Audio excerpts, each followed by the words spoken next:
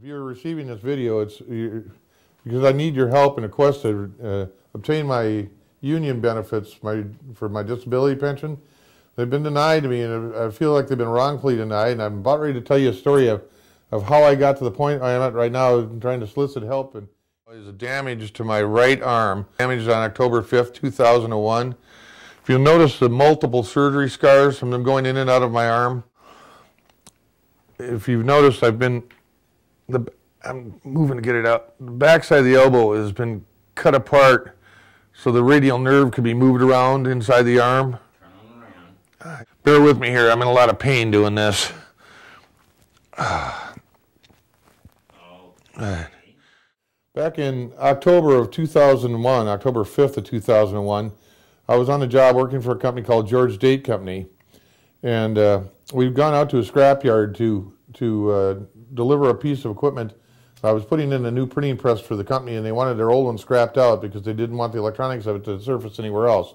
We went to the junkyard, and in the order of unloading this semi-truck full of equipment, the operator in that yard had picked up one of the loads incorrectly, and he managed to throw it over a 4-foot electrical panel and onto my arm.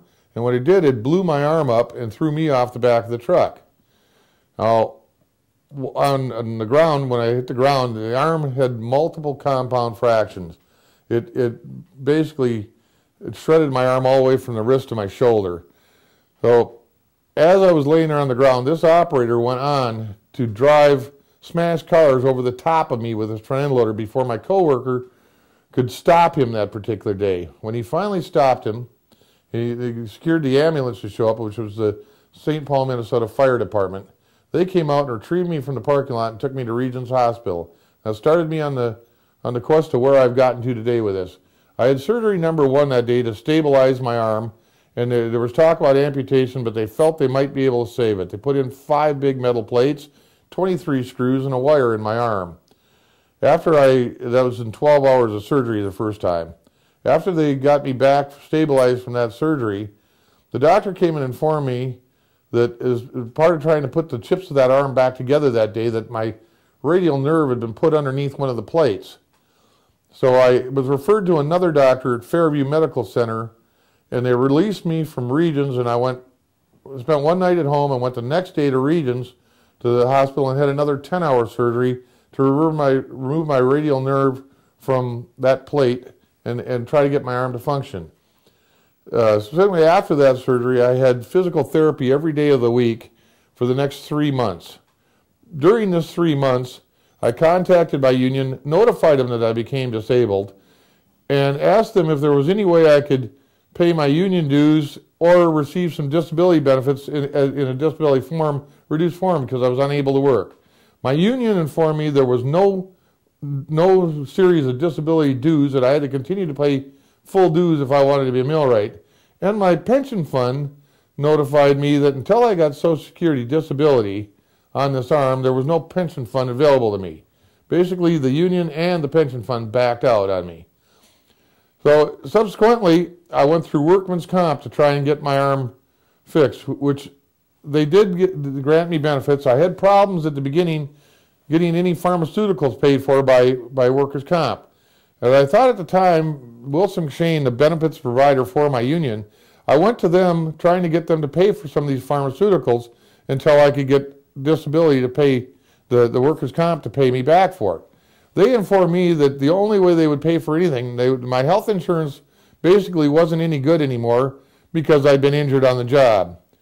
So they informed me that the only way they'd take part of this case is if I subrogated part of the case to them, and then they would pay for the pharmaceuticals only.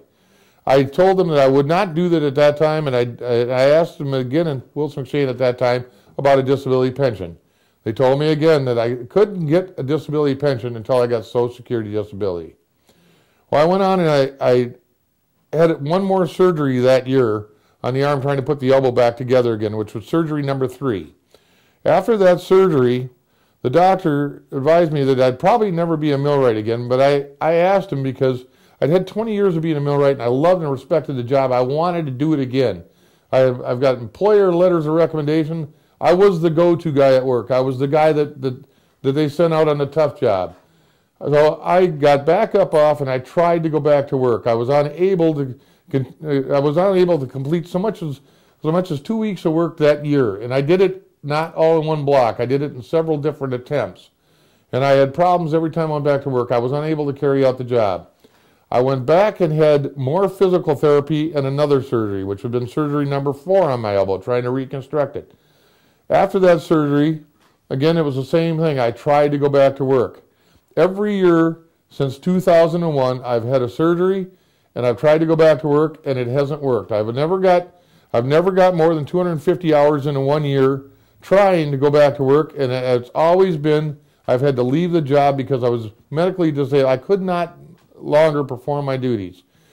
So I went on, I got a work comp settlement, and I went on to sue Kaplan Brothers, which was the scrapyard that's located about 2 blocks from our state capitol here in St. Paul. I sued them because of the way they operated. They both settled with me. The scrapyard settled with me because their operator was at fault.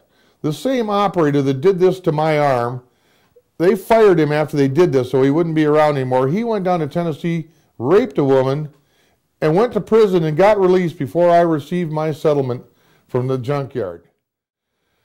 In the subsequent attempts, I went back last year for my last great attempt at going back to work. I lasted a week and a half, and my elbow went bad, and again I had to go in and have another surgery, at which time they took cadaver bone and tried to reconstruct my elbow and put it together with a screw. And since that surgery, the screws come loose, that surgery's not held. It's a great amount of pain in my arm. It's just killing me every single day. I went to my union and asked them again, and again they told me Social Security disability. I filed for Social Security disability. Luckily I received it. I did that without the aid of an attorney. I took the Social Security disability and went to my union, and my benefits provider, which is Wilson-McShane, requested that my benefits be instated as soon as possible because I have a son and a daughter. My son is 20, my daughter is 18. They both want to go to college. I don't have the money to support this right now. I would like to be able to help my family in any way I can, and I thought, well, if I get all these benefits provided to me, I'll be able to give them the necessary help that they need to get started on their life in a correct fashion. And I also have problems right now with the cold weather. In Minnesota, when the cold weather comes in, my arm doesn't hurt, and it hurts twice as bad as it normally does in the summer. So I gave up my house, and I decided that I'd live in a motorhome. That way I could escape the cold weather in the winter. And I was counting on my pension funds to help me be able to attain my dreams. I figured I'd spent 20 years with the union. It was the least they could do to return what I've given them. They, in return, upon me filing for my last December for my benefits, denied my benefits. They told me that because Social Security and the VA both find me disabled, that they seem to think that I could accept some other sort of work somewhere in the world that would preclude them from paying my benefits, which I think is totally unfair. They now have told me that with these benefits that I have the right to appeal. I went to an attorney, and I hired an attorney to file a letter of appeal with me, which will be on file. Any of the copies of any of this paperwork, I'd be more than happy to share with people. The attorney filed a letter of appeal with the union. The union came back and sent me for an independent medical evaluation. This is the 4th independent medical evaluation I've had. Their independent medical evaluator found that I would no longer be able to perform my duties as a millwright, but that I might be able to perform duties on some other task, some other along the way.